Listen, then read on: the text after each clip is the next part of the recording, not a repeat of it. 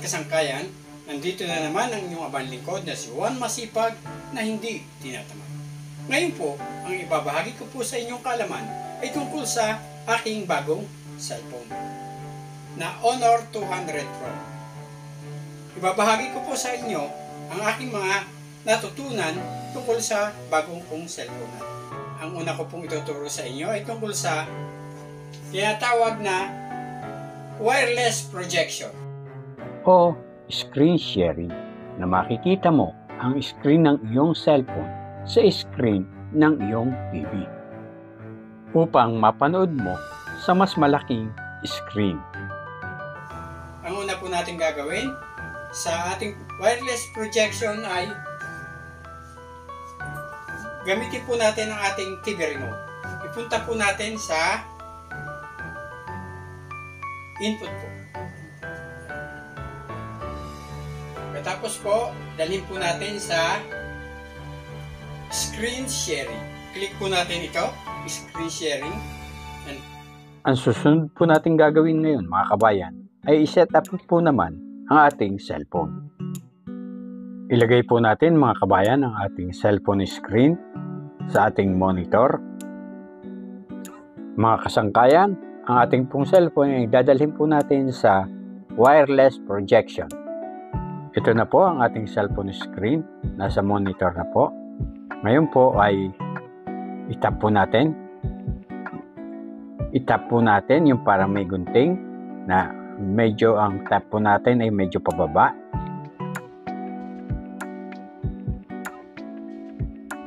Yan. Yan. I-click po natin ang wireless projection. Yan po mga kakabsat.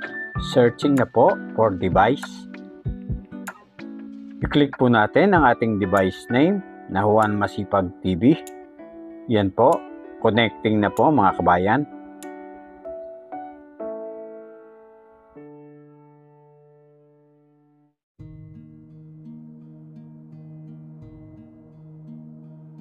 Yan po, lumabas na po ang ating screen. Yan po, parehas na. Yan po, oh. Yan, oh. Yan na po. Yan po ang tinatawag na wireless projection. Ngayon po, ang gagawin naman po natin ay subukan po nating manood ng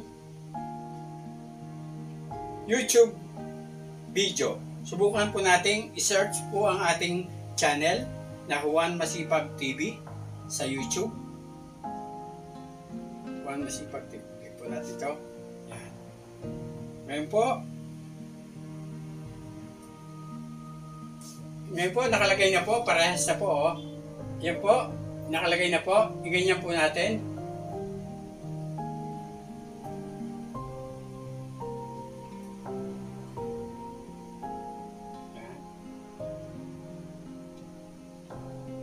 Parehas na po. Yan, parehas na. I-click po natin ang ating channel. Subukan po natin ang isang video ng ating channel. Ito po. Yan, click po natin. Yung video. Yan po. Parehas. Click po natin ito. Ito. Yan. Yan po. Oh. May patalastas na po. Yan.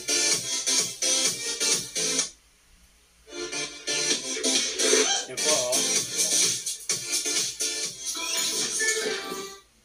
Subukan po natin ganyan para mabuo po ang screen. Ayaw pong mabuo. Gusto mo rin bang magmukhang DSLR yung cellphone mo na parang ganito? Para maging buo po, maging... Well, nandito na ang bagong phone accessory ni TNW. Para po maging buo, 6090 po ito. Gagawin po natin ang ay... TNW Mini Hindi po siya naka-auto-rotate. P26. Ang ganda kasi ito guys. Matagal ko na itong inaabangan dahil maganda talaga ito at perfect pang travel. Balik po natin. Yeah. Gawin po natin. I-click po natin ang auto-rotate kasi po hindi po nakalagay ang auto-rotate. Yan. Ano yung po uli natin ito? I-click po natin pababa. Yan. Pindutin po natin ang auto-rotate. Ito po. Auto-rotate. Yan. Nakauna po ang auto-rotate. Ngayon po ay subukan po natin. Punta po tayo sa YouTube ulit. Yan. May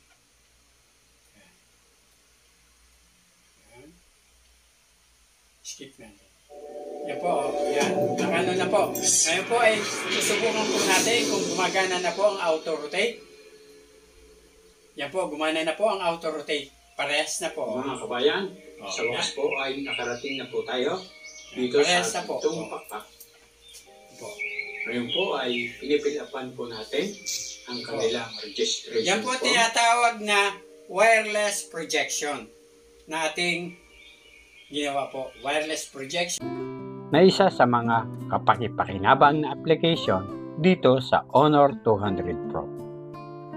Ngayon po mga kabayan, ang gagawin po natin ngayon ay ang panorama shot. Ang panorama mode sa camera ay pagkuha ng larawan sa malawak na anggulo na walang putol o pagitan sa mga eksena na pinagsama-sama ang iba't ibang imahe sa isang malawak na anggulo ng larawan. Ang ating mga mata ay may field of view na 135 degrees horizontally at 180 degrees vertically, samantalang ang nagagawa ng panorama ay higit sa kakayahan ng ating mga mata. Pumunta po tayo sa ating camera upang makakuha ng panorama. Meron po dito, ito po. I-click po natin ang panorama. Panorama. Yan. Ito po ang panorama. Yan po. Ito pong arong ito sa panorama ay sasabayan po natin ng paggalaw po ng ating camera. Halimbawa po ganito po. Subukan po natin. I-click po natin itong i-on po natin itong white po ito. Click po natin para makakuha po tayo ng picture gamit ang panorama. Yan po. I-ganon po natin. Nakita niyo po ang arrow din ito sa ating screen na gumagalaw po. Ganyan po natin.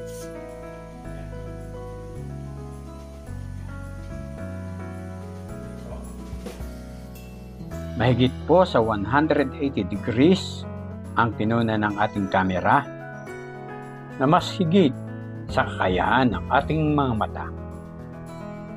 Ngayon po mga kabayan ay tingnan po natin ang kuha ng ating camera gamit ang panorama mode. Ito po, nakuna na po natin. Ito.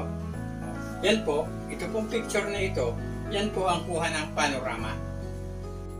Ang anggulo pong iyan ay mahigit sa 180 degrees field of view ng ating mga mata. Ngayon po naman mga kabayan, ang ating pong susunod na gagawin ay ang paggamit po ng multi-video. I-click po ulit natin ang camera. Exit po natin sa panorama. Yan po. Gamitin po natin ang multi-video. Ang multi-video ng Honor 200 Pro ay tumutukoy sa kakayahan nito na mag-record ng video gamit ang dalawa o higit pa na lente ng camera ng sabay-sabay. Ano ba? Ano nga po ba ang multi-video? Ito po ay dalawang screen nakuha ng dalawang camera. Katulad po ngayon yan. Yung isa pong camera, yung nakaharap po sa ating mukha, at isa po naman yung sa likod po. Yan. Ngayon pwede nyo pong itong yung picture natin po, pwede nyo pong i-reverse. Pwedeng baliktarin po natin. Yan. Yan po. Yan. Dalawang camera po yan. Isa pong ayan, nasa baba at isang focus. Naka-focus po. Yung isa naman medyo malayo. Yan, naka-times 1. Times 1. Isa, times 1. Yan po. Dalawang screen po. Na pwede nyong pwede natin ganyan. Sa harap. Yan. Po. Yan. Yan po ang function ng multi-video. Mga kabayan, kaabsat, kasangkayan, sana po ay may natutunan po kayo tungkol sa Honor 200 Pro na cellphone usong-uso ngayon. Ngayon po ang mga kabayan ay hinihiling ko po sa inyo na mag-subscribe, pindutin ang notification bell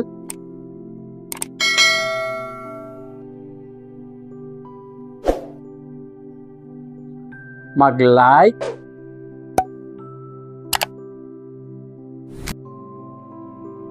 mag-comment, at i-share.